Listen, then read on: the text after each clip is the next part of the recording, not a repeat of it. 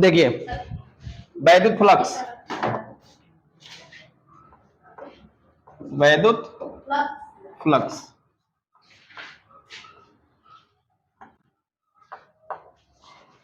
Electric flux, इसके पहले हम डिस्कस कर चुके थे कि यदि कोई एक सरफेस है और इससे वैद्युत बल रेखाएं क्रॉस कर रही हैं, इन वैद्युत बल रेखाओं की माप ही क्या कहलाता है? वैद्युत फ्लक्स। अगर इसका एरिया छोटा सा डी ए ले लिया जाए तो इसमें जो डी फाई होगी वो क्या होगा? E into D A, E into D A, ठीक है। लेकिन अगर फाई निकालना जाए तो इसका पूरा इंटीग्रेशन करना पड़ेगा, किसका? वेक्टर ई डी ए, ठीक है। या फाई इक्वल टू, इसको क्या लिख सकते हो? E D A cos theta integration, ठीक है। यह तब होता है जब यह क्षेत्रफल छोटा हो और कई भागों में बटा हो तो उसका इंटीग्रेशन करते हैं। लेकिन जनरली अगर एक ही हो, चेंज ना हो, अगर क्षेत्रफल चेंज ना हो तो सीधे क्या लिख दोगे? Phi equal to E A cos theta. Theta क्या है इसमें बताओ? थीटा किसके किसके बीच का कोण है? वैद्युत क्षेत्र की तीव्रता और क्षेत्रफल सदिश के बीच का कोण है। वैद्युत क्षेत्र की तीव्रता और क्षेत्रफल सदिश के बीच का कोण है। कुछ क्वेश्चन बताए थे इस पे ना, हाँ नेक्स्ट देखिए।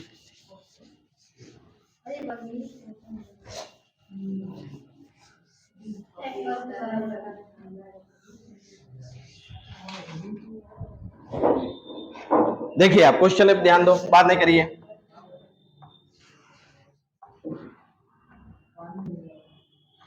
ए हो गया एक्स एच, ए हो गया वाई एच और ए हो गया जेड एच। यहां पर हम एक क्यूब ले लिए,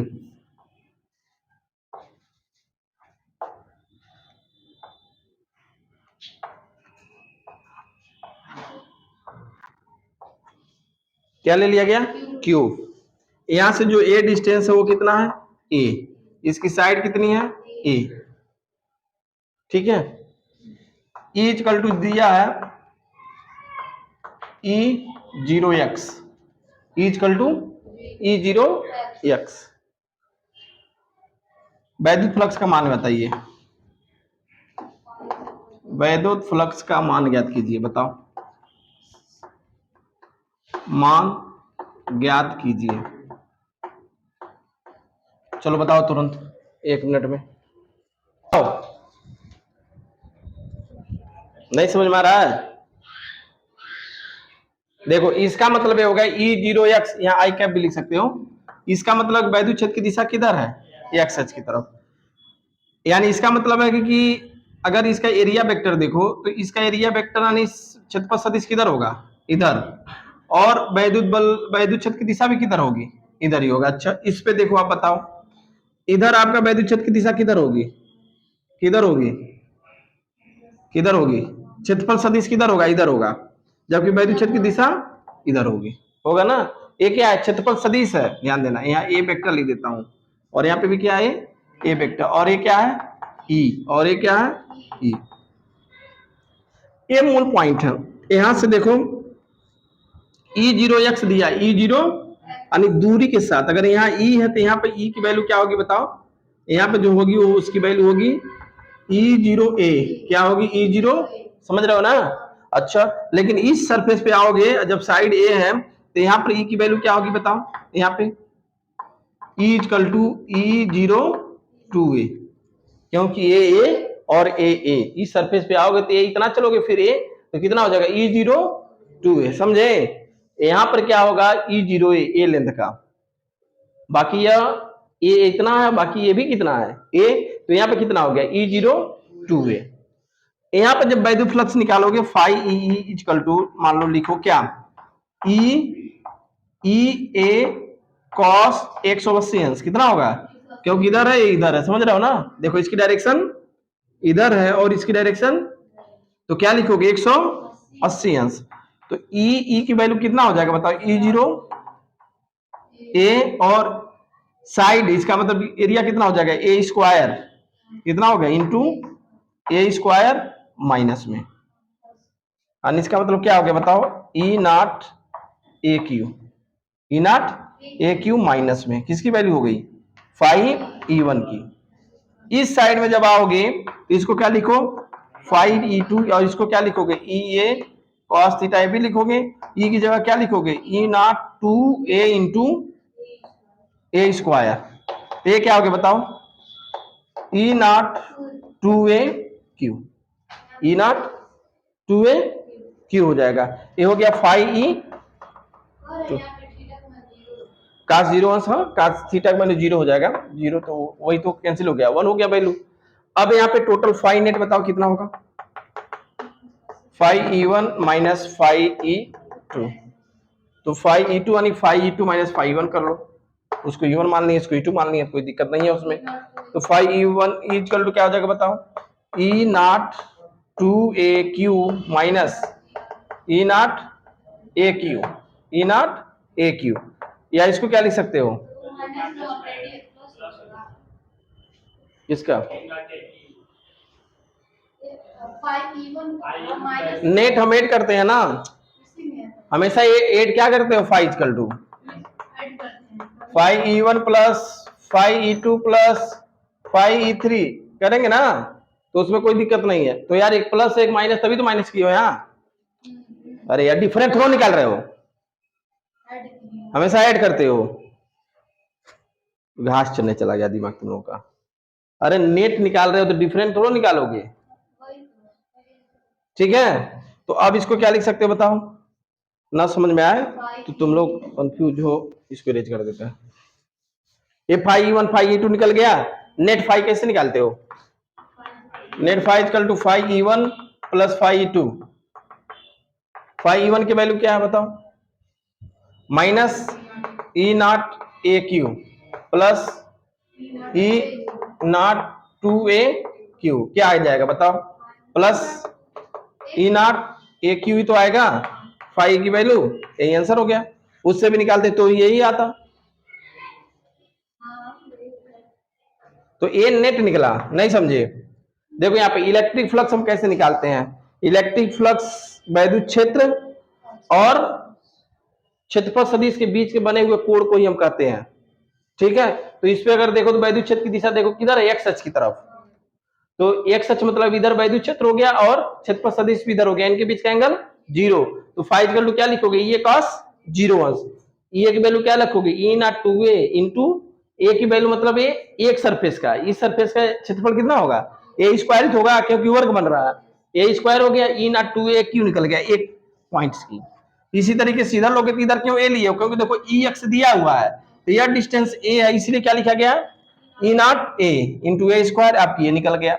बाकी दोनों को ऐड करोगे तो फाइनल आपका रिजल्ट आ गया। लिखो अभी बहुत सारे क्वेश्चन कराएंगे बहुत इंपॉर्टेंट है ये पार्ट या वहीं से।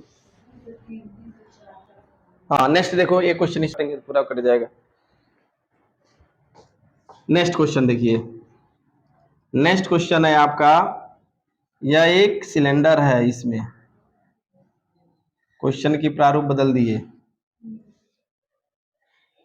ठीक है। यह लेंथ दिया 1 मीटर कितना दिया 1 मीटर इसका क्रॉस सेक्शन एरिया दिया है 25 सेंटीमीटर स्क्वायर कितना दिया 25 सेंटीमीटर ए कितना दिया 1 मीटर ये भी दिया कितना दिया 1 मीटर और ई की वैल्यू जो दिया है वह दे दिया 50 एक्स आई कैफ न्यूटन पर कूलम। फाई की वैल्यू निकालिए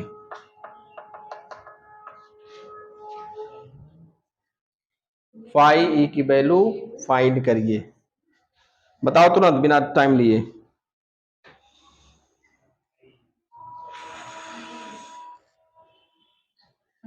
इसको लिख देता हूं एरो बना देता हूं ये हो गया एक्स ये हो गया वाई ये हो गया जेड। वैद्युत फ्लक्स का मान ज्ञात कीजिए बताओ तुरंत बिना टाइम लिए।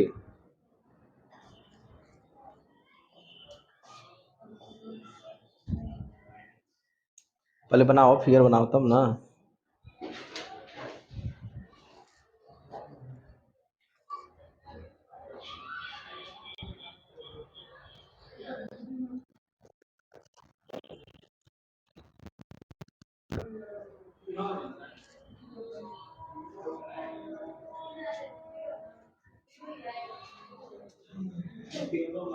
जीरो जीरो नहीं, झापड़ खाओगे हीरो हो जाओगे। कैसे जीरो होगा? और बताओ। अरे बैलूदास, वैद्युत क्षेत्र इधर देखो, बाएं वैद्युत क्षेत्र बाएं पृष्ठ पे देखो। बाएं पृष्ठ पे आप देखोगे तो यहाँ पे वैद्युत क्षेत्र कितना होगा बताओ? E इक्वल टू 50 इंटू 1, क्योंकि 1 मीटर है। कितना हो गया?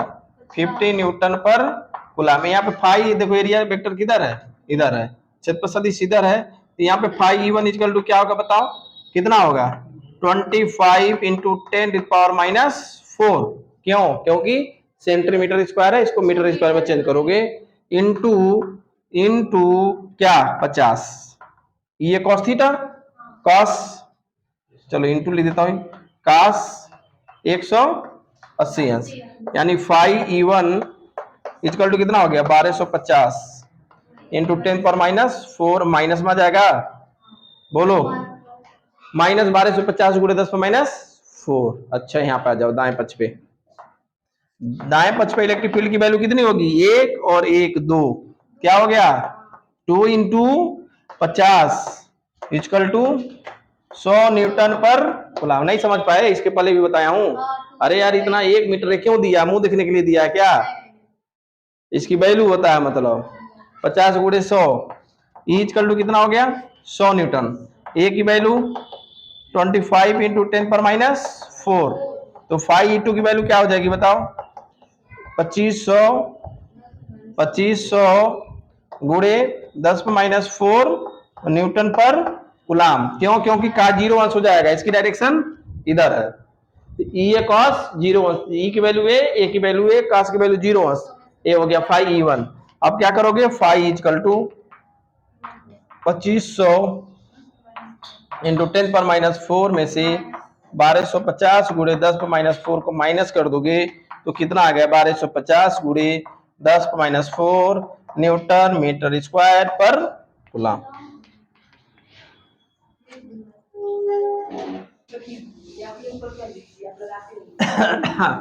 हाँ देख लो, तभी चमक रहा है।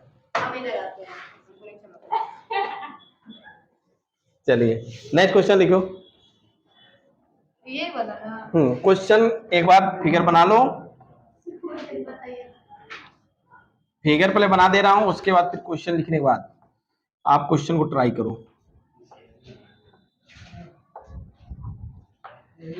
इस बार ऐसे बना देता हूं, ओके। अच्छा वही बनाना।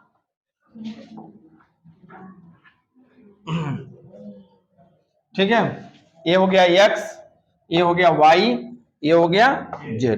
क्वेश्चन में देखो क्या दिया है। क्वेश्चन में ए दिया है ex इक्वल टू, क्या दिया है? ex equal to alpha x पे 1/2 और ey equal to ez equal to 0। ठीक है, उसके बाद एल्फा इक्वल टू दिया है 800 न्यूटन पर कूलम मीटर स्क्वायर, न्यूटन पर कूलम मीटर स्क्वायर कह रहा है। और ए की वैल्यू कितना दे दिया? यह ए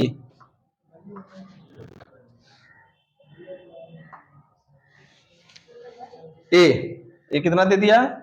ए। और ये साइड भी कितना दे दिया है? ए। ध्यान देना, है क्वेश्चन इनकम्प्लीट किताब में दिया है, समझने के लिए समझ लो। ठीक है, हम बता दे रहे हैं क्या है। ए है और ए भी क्या है? ए है। और ए की वैल्यू दे दिया 0.1 मीटर। हमें फाइंड करना फाई ई की वैल्यू। अब बता दो। देखिए इसको बताओ, देखो यहाँ पे दिया एक्स, एक्स मतलब एक्स अक्ष में। तो अगर इसका इस सरफेस पे देखो, बाएं पृष्ठ पर, क्या देखो? बाएं पृष्ठ पे, ऐसे लिख लो।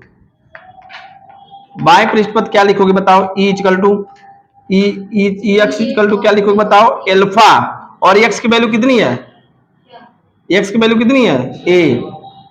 ए पर 1/2। अरे जो वैल्यू उसको लिखो ना। ठीक है, तो इसका फाई इक्वल टू क्या हो जाएगा बताओ? फाई E1 इक्वल टू क्या लिखोगे? ई एक्स ए कॉस 100 होगा ना। अरे भाई इसकी डायरेक्शन इधर है और ये आपका इधर है, तो ई एक्स की जगह क्या लिखोगे, अल्फा ए पर 1/2 और इसकी वैल्यू क्या हो गई, ए स्क्वायर।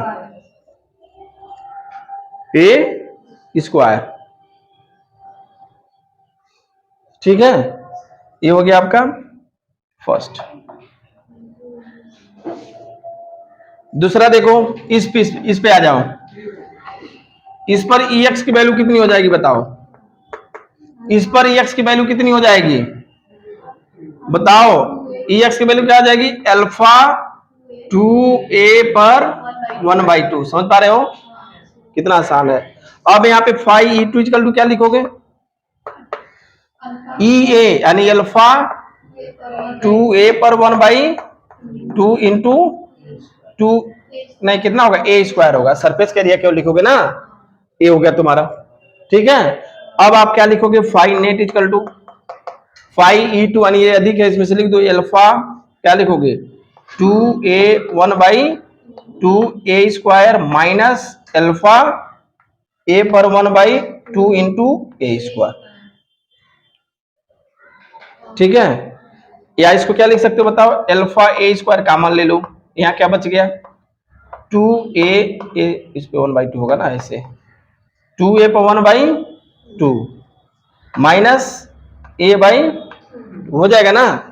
या इसको क्या लिख सकते हो बताओ, अल्फा ए स्क्वायर, इसको लिख सकते हैं अंडर रूट 2 इंटू ए पर 1/2 माइनस ए पर 1/2। बोलो समझ पा रहे हो लाइन, 1/2 ये नहीं वाली है, कहां से बोलती भी नहीं है, समझना समस्या है। तुम लोग बोलो कहां से नहीं आ रहा, यहां से शुरू से देखो। ये ई एक्स की वैल्यू क्या दी है, अल्फा एक्स का मतलब ये हो गया कि एक्स अक्ष में इसकी लंबाई इस पृष्ठ से देखो तो यह ए दूरी है ए, तो एक्स बराबर यहाँ क्या रखोगे ए, तो यहाँ पे क्या लिख दिए ई एक्स इक्वल टू इस पृष्ठ के लिए, किस पृष्ठ के लिए, बाएं पृष्ठ के लिए। देखो यहाँ लिखा हो ना बाएं पृष्ठ के लिए e x equal to alpha x के लिए क्या रख दोगे ए, तो ये ई वन ये ई एक्स इस पृष्ठ के लिए निकल गया। तो इसका जब फ्लक्स निकालोगे क्या लिखोगे, five one equal to E X A cos 180 क्योंकि इधर है इधर है, इसकी वैल्यू क्या हो जाएगी माइनस इक्वल टू क्या लिखोगे, इक्वल टू माइनस cos 180 की वैल्यू माइनस होता है, ई एक्स की जगह क्या रखोगे ए लिखोगे, alpha A by 2 A square. A square किसका मान है, ए स्क्वायर क्या है, क्षेत्रफल है किसका, इस पृष्ठ का, इस वर्ग का, क्योंकि इसी का दिशा इधर है। ई ए है अल्फा ए पर बाई 2 और ए क्या है ए स्क्वायर है, ई ए है और ये क्या है स्क्वायर का क्षेत्रफल है, ई स्क्वायर एक हो गया। दूसरा आ जाओ, अब इस पृष्ठ पे आओगे तो यह तो ये था ही लेकिन ये भी है, तो यहां से यहां तक जब अब यहां से यहां तक आओगे तो क्या हो जाएगा ए अब plus A equal to 2a, तो फिर यहाँ पे e x equal to alpha of x क्या लिखोगे 2a पर 1/2, क्या लिखोगे 2a पर a/2, तो यह ई एक्स की वैल्यू हो गई। बाकी इस पे जब निकालोगे फाइव इक्वल टू क्या लिखोगे, five two equal to E A cos 0 तो ई की वैल्यू कितना हो गई अल्फा 2a 1/2 इंटू ए मतलब ए स्क्वायर, इसका क्षेत्रफल, और cos 0 की वैल्यू 1 होती है, तो ई 5 की वैल्यू ये निकल गया। अब नेट 5 कैसे निकालोगे, इसमें से इसको माइनस करोगे ना, क्योंकि ये माइनस है और ये आपका प्लस है, तो इसमें से इसको माइनस करो तो देखो 2a 1/2 A square minus alpha A by 2 A square, इसमें देखो क्या लिख सकते हैं अल्फा ए स्क्वायर कॉमन हो जाएगा, तो बचेगा 2a 1/2 माइनस ए पर 1/2, इसका मतलब 2 पर भी 1/2 है, तो जब 2 पर 1/2 का मतलब हो गया इसको हम अंडर रूट 2 लिख सकते हैं, क्या लिख सकते हैं अंडर रूट 2 लिख सकते हैं इंटू ए पर 1/2 माइनस 1 पे a/2। अब आप क्या करो इसको, five equal to alpha A square और यहाँ पे कॉमन ले लो ए पर a/2, तो अल्फा स्क्वायर और 1/2 करोगे ऐड कर दोगे तो कितना हो जाएगा, बोलो कितना हो जाएगा, अरे इसमें से ए स्क्वायर कॉमन ले लोगे, ये ए पर 1/2 कॉमन ले लोगे तो कितना हो जाएगा ए पर 3/2 होगा 5/2 होगा, क्या होगा? तुम्हारा भी छोड़ दिया है। अरे गधे, ए स्क्वायर इंटू ए पर 1/2 क्या हो जाएगा? ए पर 2 + 1/2 तो कितना हो गया? 5/2 और यहाँ क्या बच गया? √2